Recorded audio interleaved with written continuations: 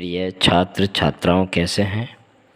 मैं डॉक्टर धर्मेंद्र कुमार राम, सहायक प्राचार्य इतिहास, लक्ष्मी नारायण रामेश्वर संस्कृत महाविद्यालय, जयदेव पट्टी, दरभंगा।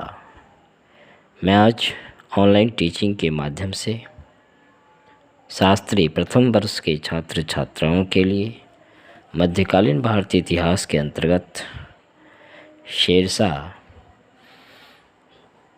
जो एक कुशल प्रशासक के रूप में मध्यकालीन भारतीय इतिहास के रूप में जाने जाते हैं, उसके संदर्भ में हम लोग चर्चा करेंगे।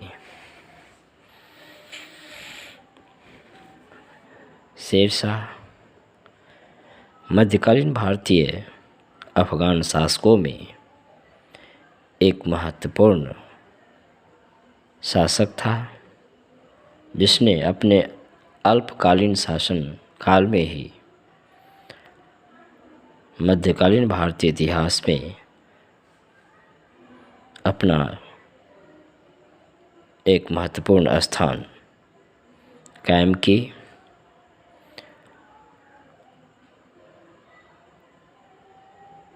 उसका शासनकाल 1540 से 1545 ईस्वी तक माना जाता है। शेरशाह सूरी ने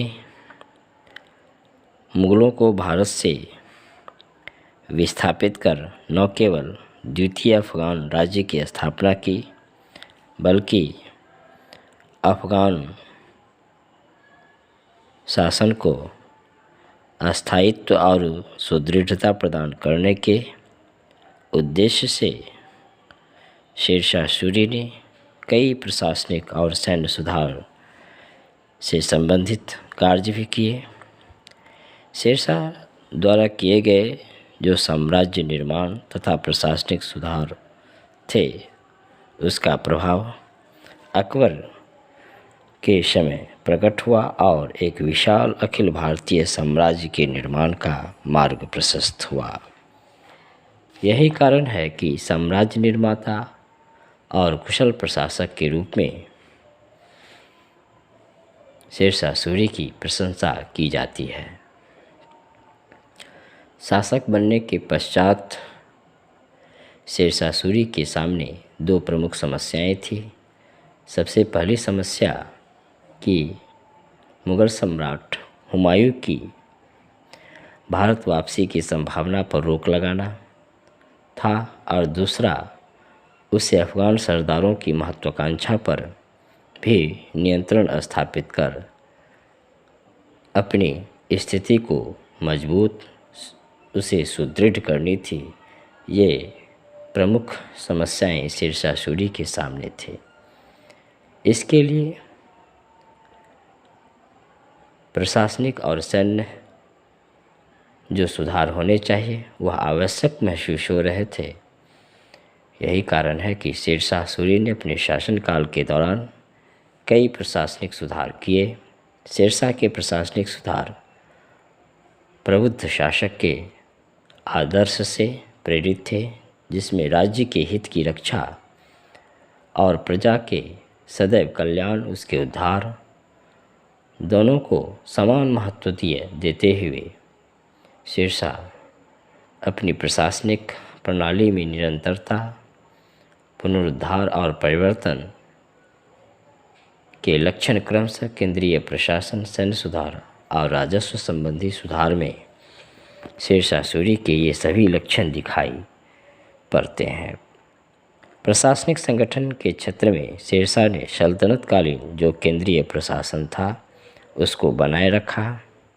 इसके अंतर्गत सुल्तान अथवा शासक सभी शक्तियों का केंद्र बिंदु था। दूसरे शब्दों में कहा जाए तो जिस प्रकार सल्तनतकालीन जो केंद्रीय प्रशासन के प्रमुख हुआ करते थे राजा या सुल्तान, वह शेरशाह सूरी के समय में भी उसके जो केंद्रीय प्रशासन थे वह कायम रहा। शेरशाह की निरंकुशता प्रबुद्ध निरंकुशता थी, जबकि इससे पूर्व सल्तनतकालीन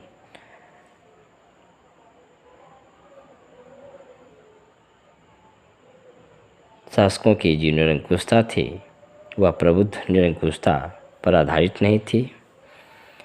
शेरशाह कालीन निरंकुशता प्रबुद्ध निरंकुशता पर आधारित होने के कारण वह जनता के हितों का सदैव ख्याल रखा जाता था। इस समय केंद्रीय प्रशासन के 4 प्रमुख विभाग होते थे: दीवान वजारत, दीवान अर्ज, दीवान इंसा और दीवान रसातल। शेरशाह सूरी ने सरकार और परगना के स्तर पर स्थानीय प्रशासन को पहली बार समान रूप से संगठित किया। स्थानीय उत्तरदायित्व के सिद्धांत ने राज्य में कानून और व्यवस्था की स्थिति को उत्तम बनाए रखने में सहयोग दिया। साथ ही शेरशाह सूरी ने निष्पक्ष और न्याय तथा मुकदमों के जल्द फैसले पर ध्यान दिया। प्रशासन की ये तमाम विशेषताएं अकबर द्वारा बाद में ग्रहण की गई। बच्चों, आज हम लोग शेरशाह सूरी के प्रशासनिक ढांचा के प्रारंभिक स्तर अर्थात केंद्रीय प्रशासन के संदर्भ में हम लोग संक्षिप्त में जानकारी प्राप्त की। आगे की कड़ी में हम लोग शेरशाह सूरी के प्रशासन की और जो उसकी विशेषताएं थी जिसके आधार पर शेरशाह सूरी ने अपने साम्राज्य का विस्तार सुदृढ़ मजबूती प्रदान की, उसके संदर्भ में हम लोग आगे चर्चा करेंगे। धन्यवाद।